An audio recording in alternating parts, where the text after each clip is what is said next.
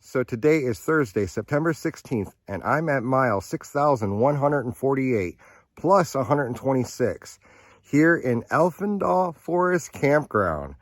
And I'm with my next guest, Gary. Gary, would you show us around this amazing, magical place? Yeah, for sure, Seth. I'm just glad to have you here finally. It's been a long road for you, I know, and it's been we've been waiting for you to come out, and I'm just glad to see you here. Thank you. Thank you for having me. Oh, yeah. And well, the first thing I want to show you guys is where I've been sleeping at. This is actually pretty fucking cool. Just got this donated from my good friend Michael, and he used to live in the school bus here last year for a while. He donated me the bus. There was engine problems, and didn't ask me if I wanted it, and I said sure. So I started, coming up with different ideas. I'm gonna make this eventually. The bus will hopefully you won't be able to really tell it's much of a school bus once I'm done with it. Again, I've been using some of the milled wood that I do here from the trees, but it's been a great project. I've been having fun with it, so we'll eventually we'll rent this out to people that want to come out here and stay, and just for our friends, friends and family. Like, Oh, that's pretty cool. yeah. And here's the inside. Yeah, so this, some of the stuff has been torn out, obviously, like the seat and things like that I just didn't need. I think I'm going to keep the steering wheel. I think it kind of looks cool. I put in the ceiling here, this tin ceiling. I saw this actually at Michael's new place. He had actually already built these shelves up here. Whereas these are actually the first cupboard doors I ever made. Oh, wow. Not perfect, but, they work. Wired quite a bit for solar, but I just got to put in a few more things, and then it'll have all solar panels, solar power in here. Been doing some painting and putting in some benches. I'll have a table in here. It's getting there, but it's certainly a big project. Yeah. So it's. Yeah, I can't wait to see what it looks like in just, months and a year or two from now. Right. This whole campground. This is freaking awesome. Yeah. Thank you. Well, come on, guys. Let's go see more of this magical place. Most of all, this was really just weeds, some, dead or dying trees, out here that I cleared away. But we grew a bunch of lettuce, a few other vegetables that don't take a lot of sun. And we're actually letting them go to seed right now on purpose so that they'll come up anew, as opposed to tilling it all in and disturbing all the microbe and the microorganisms in the soils. What you do is you layer it. And that's what I've been doing for the last, about year and a half in here. And then just, I utilize, some of the tree stumps as far as borders go, and, kind of come up with different ideas. Most of all this stuff has been planted here, including these mountain hemlocks. I got a cherry tree here, and then some grasses and wildflowers and stuff like that. So this I use, this is the bed that I usually use to, I'll water the back bamboo and a few of the other, evergreens in there with gray water. So we just started planting some grass and some clover in here just to keep, some of the dust and dirt down. And we'll continue that for, a while more as it starts getting better. Over here we got our movie screen that we moved. It used to be across the road, but we put our movie screen up here for the summer, so once in a while we'll get the projector out and watch movies with people. And community fire pit, kind of. Actually, I'll be putting a tarp over this for the winter time, but this is eventually, actually, I'll have the camper and a few other things moved out of here, and it'll be a bigger area. But for right now, it's working out pretty well. Over here, we have our sink area. We've got our outdoor shower and our composting toilet over here. So this is our sink area and our water tanks.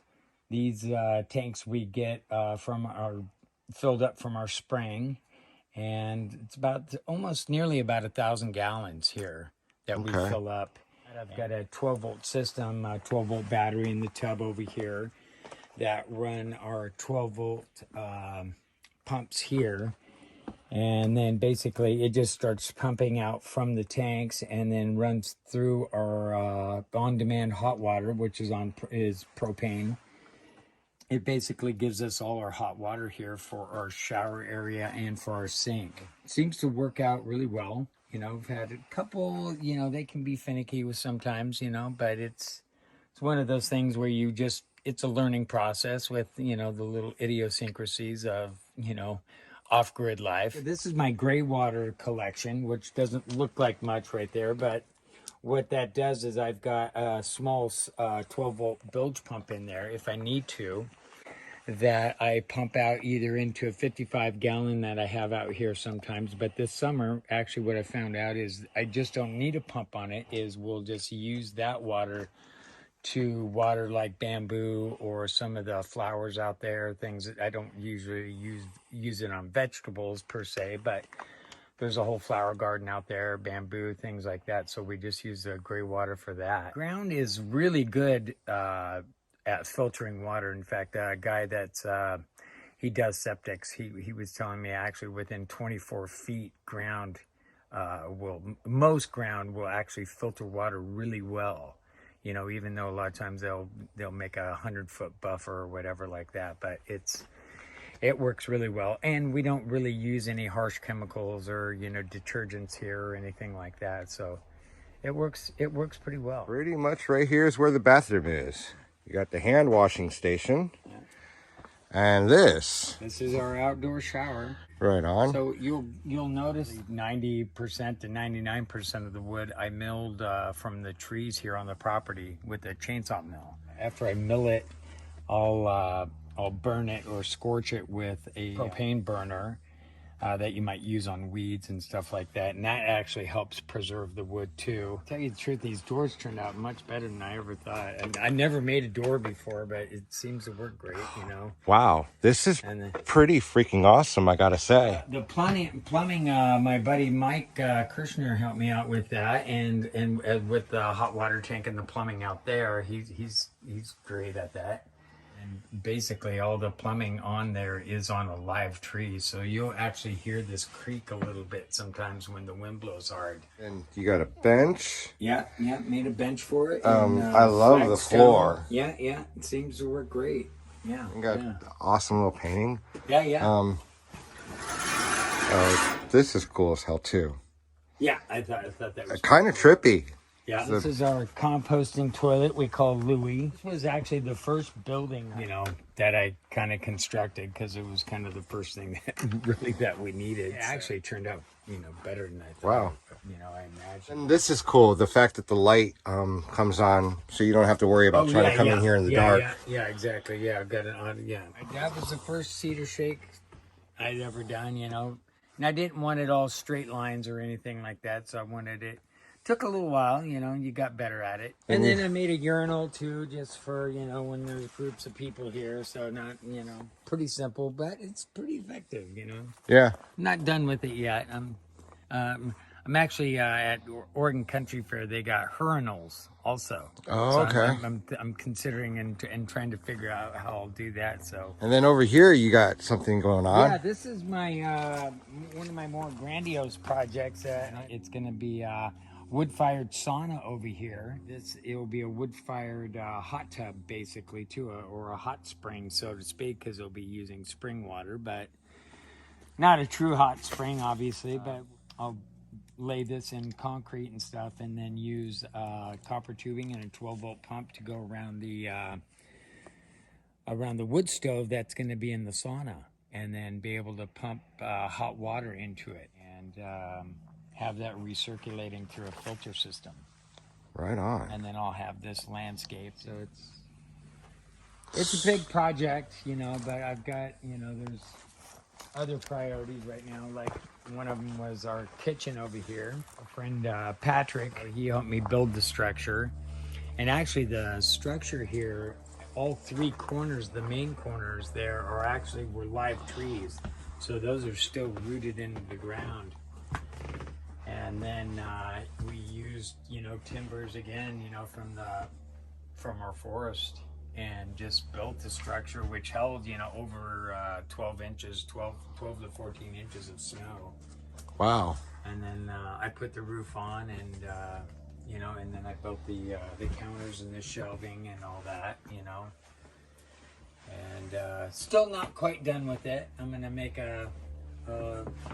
this back shelf actually into a kind of a sushi style kind of bar in here. I'm gonna put some more shelves and a backing on that, and then have some bar stools on the back side of that. So, and then I'll be putting a roof over some of these stoves, because we've got an extra camper stove and things like that, and an old wood burning stove that my neighbors gave me, which are, you know, classic type of thing. I haven't used it yet, but I'm going to. But it looks really cool, and they wanted to get rid of it, so I was like, oh yeah, I'll take it. Yeah, this is absolutely amazing what you've created so far, and I know that within months and a year or two, it's only gonna be more.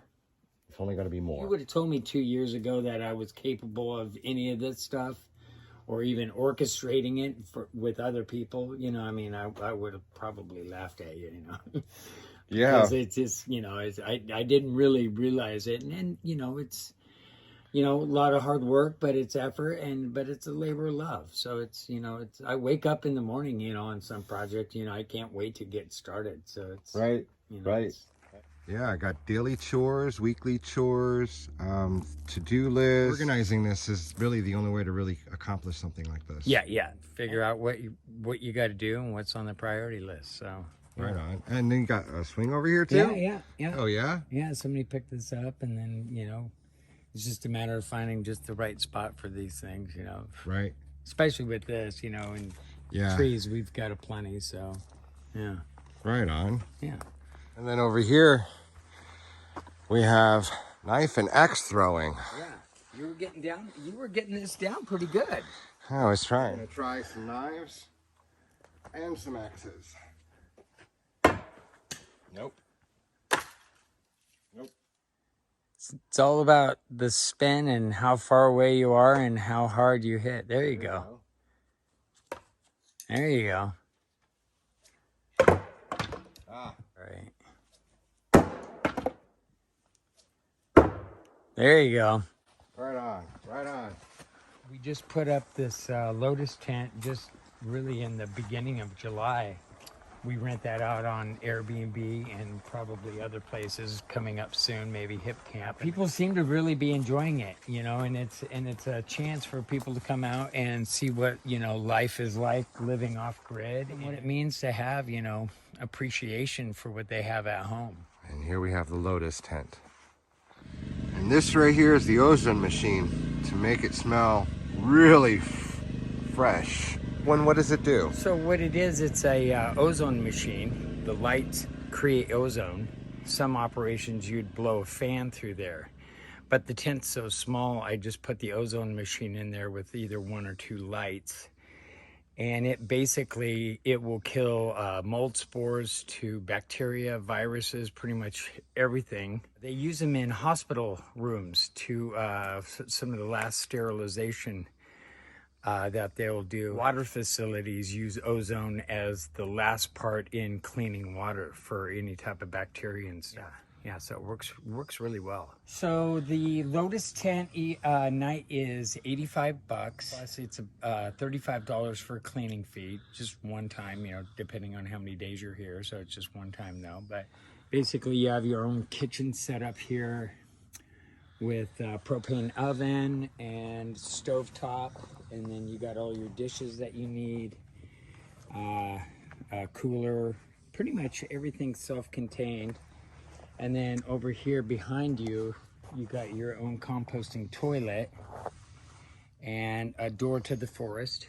Of course, wouldn't be complete without a door to the forest, you know, and what we call the floating windows of Elfendahl. We put up a few of these around here. Yeah, this is so cool. We got mushrooms and white rabbits, little rabbit holes to go down. You even have the Hammocks? Yeah, the hammocks. And there's a yoga dome behind that. Yeah, just built the composting toilet here, and then just put the roof on while you were here, making it a little bit more,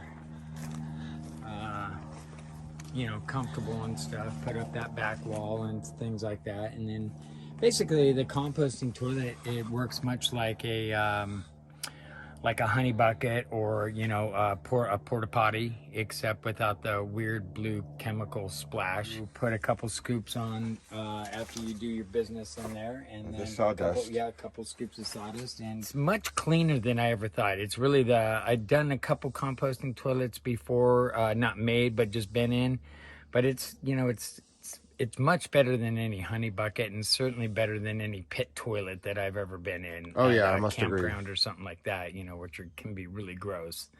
Yeah. This is just so much cleaner than I actually ever thought. Even just cleaning the buckets and everything, it's pretty easy, and, you know, smell free for the most part because of the sawdust.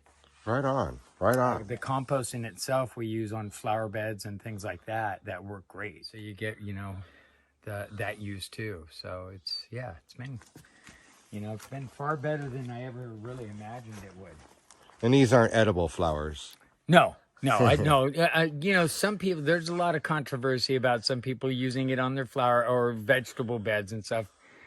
You know, I've got plenty of other things to use it on, and I usually use a mushroom compost on all my vegetables, so I don't really need to use it on there. So we've had several people from Hempfest that have, you know, been longtime Sealy stage helpers and people there. So a few people living out here last year, and we will again. You know, we're always looking for other people that might want to come on, you know, and help out for whether it's a day or a week or a month. In other words, that's one way that you can actually come on out here and experience this without actually having the fundage to do so, is to come on out and and help. Yes, we'll feed you, you know, take care of you, set you up with, we'll figure out a place, you know, for you. You know, we've got 20 acres here, so, you know, if you want to be out in the woods, we've certainly got that, you know, and just experience, you know, what we're doing here on, you know, in this off-grid, you know, community. So right on. Yeah. Well, let's go on over and check out this yoga tent. Sure. The yoga tent here, I got this idea from a guy on,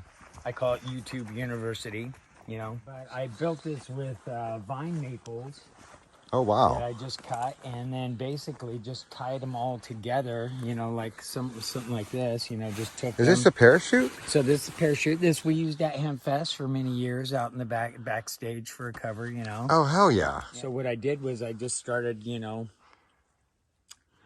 securing the vine maples down at the bottom of these pallets, which are covered with three-quarter inch plywood, which they came with. Just started tying it all together, you know, kind of did the same thing that this Russian guy was doing. I came up with, you know, round door, and I never knew that I could do any of this stuff, you know, so, but you just put your mind to it and it'll work out. So how many acres do you have? We got 20 acres out here. Two sides of it is surrounded by state DNR land that you know, we can't build on it or anything, but we can walk out in it and whatever. So with all that, it's over 100 acres that, you know, we're surrounded by. These are our chickens. Oh, hi. Yeah, they're great. Yeah, they seem to really enjoy it out here. Right on. Yeah, and I'm actually going to expand it some more in the back there so that they have more room just to run around and stuff. We do have coyotes around. Usually they don't cause any problems, you know, with them in here and stuff, but it's just not really safe for them to, you know, just totally free range them all day. So is what we found out, unfortunately. But they seem to be pretty happy here. Our garden's up here. What all do you have growing? We got tomatoes. We have some lettuce up here, but I grow most of the lettuce down below. We have squash. We've got big squash, acorn squash over here, and tomatoes. We've got some blueberries back there. Here in the back, hot peppers, some green peppers. Are those nasturtiums? Yeah, those are nasturtiums, yeah. You mind if I grab one? Oh yeah, no, go ahead. Do I just pick it off from here? Yeah. All right. That one was really sweet. Yeah, yeah. No, they can vary depending on how old they are or how young they are. Okay. Sometimes they can be a little bit more spicy. So it has a good bite to it, Yeah. but it's really sweet as well. Yeah. No, it is. Hell yeah. You guys got to try And they some look of these. cool. Yeah. And what are these right here? Yeah, so those are also tomatoes. Really? I thought maybe they were olives. No, those are tomatoes there. Can I try one? Yeah. And maybe try that one. It might be a little bit better. So it's kind of funny with these type of tomatoes. It was difficult to tell whether they were ripe or not until I really started looking at them, and they start to actually turn red when they start getting ripe. This one was really fucking good. Yeah. I would like to know what kind of tomatoes these are. Yeah. Yeah, it's a total work in progress, especially this magical place that you are creating here. I know darn well that over the last 3 days, we definitely walked a mile here. Yeah. So that will put me at mile 6,149 plus 127, thanks to you inviting me to come out and walk a mile in your magical campground. We appreciate it, Sept. I'm just so glad that you're here with us. So I have to ask you, so what made you want to invite me to come out here and take on my challenge? Knowing what you've been doing, I was just, more than pleased to have you come out here and, experience what we're trying to do here and want to, be involved with what you're doing. Thank you. And really Thank you so much. helping spread the word of, walking through the pain, because that's what it's about. And so many people, I don't think, realize, the good work that you're doing and realize what they're capable of, Right. And every minute that they do, every step, every mile, it all adds up. Yeah, it all adds up, and it just makes people more willing to get out there and do it the next day, and and to push themselves a little bit more, and find out that it's enjoyable and great for them. Right, finding your passion too. Yeah. For me, it's walking and putting one foot down in front of the other, because one step at a time is how I've gotten to 6,149 miles. I really love what you're doing here. You found a way to live outside of the box. Yeah. Oh yes. Off the grid. Yes. Yeah. And you're inviting others to come out and experience that. Yeah, that's exactly it. And through a variety of methods, through Airbnb, upcoming hit camp, and then of course, if you're willing to come out and actually work, you can come out here and experience this place. Yeah, please. Feel free to hit me up on Facebook, link for that, or right on. Yeah, and I'll post that in the description. Yeah. We'd love to have people out here and come and experience what we're doing, learn about what it's like to live off grid, and just to enjoy the place that we're creating, and help put your piece into it, whatever that might be. Yeah. Well, thank you so much for having me out here and showing me this magical place. And as always, guys, it's your hit. Don't make me smoke all this weed by myself. Come walk a mile with Seth. He'll show you the magic. Yes, guys, I challenge you to come out and walk 1 mile with me, and I will show you magic.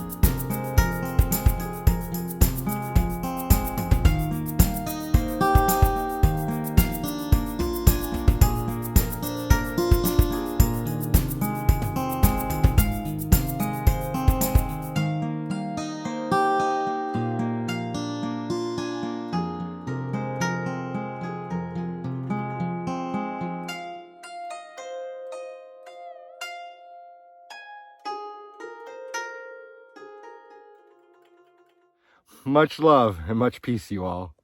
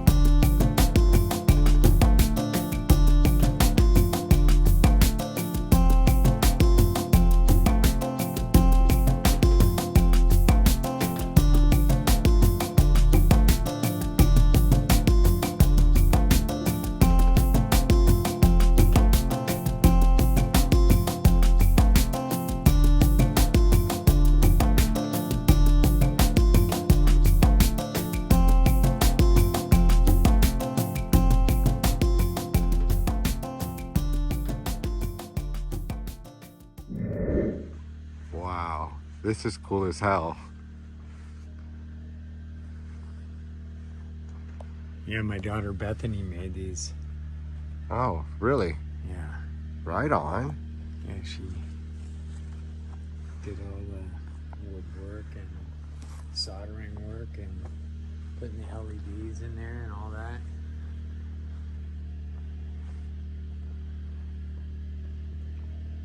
And she did a great job. And then there's a mirror in the background. Yeah. It's one of our floating mirrors of Elfendahl. And you can I put them right here just for that because I knew it would catch them. That's freaking awesome. There it is.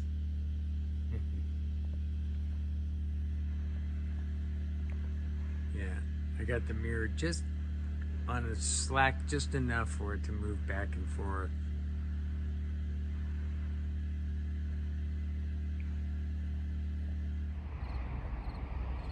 So this right here is my current view. Wow.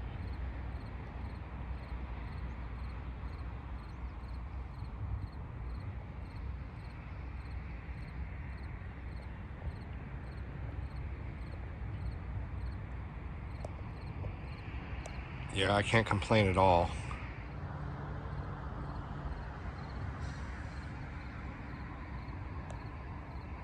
And I'm pretty well hidden too. Especially when I lay down, I will be.